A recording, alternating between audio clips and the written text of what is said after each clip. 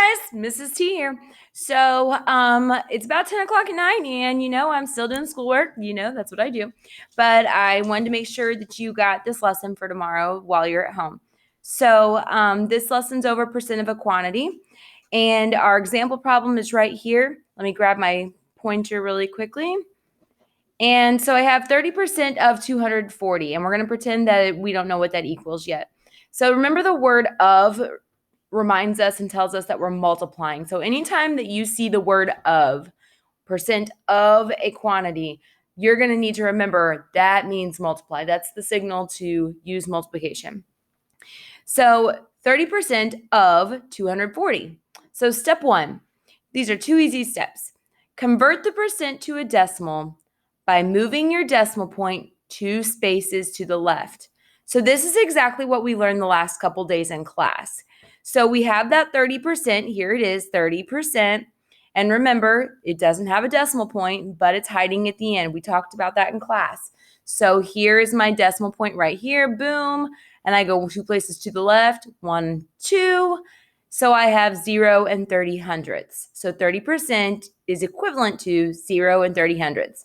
That's old news. You learned that the last couple days in class. So now step 2, moving on, is multiply the decimal by the quantity. So the quantity that you're multiplying by is the other number. So there's 30%, which we changed to 0 and 30 hundredths, multiplied by the quantity, which would be 240. So percent of quantity. So I take that 240 and I multiply it by 30 hundredths. And I have to remember how to multiply it by decimals. So remember, we're not lining up our decimals. That's only for adding and subtracting.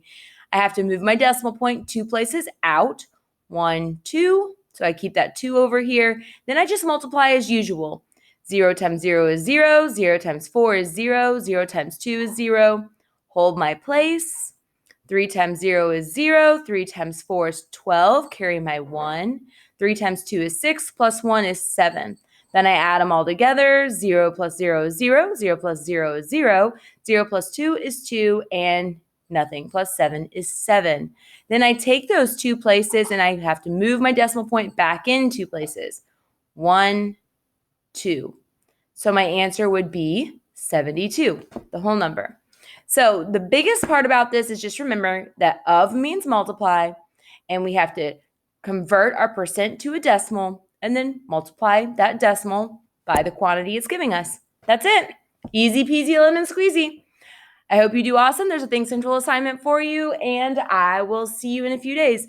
The mystery word is Christmas. See ya.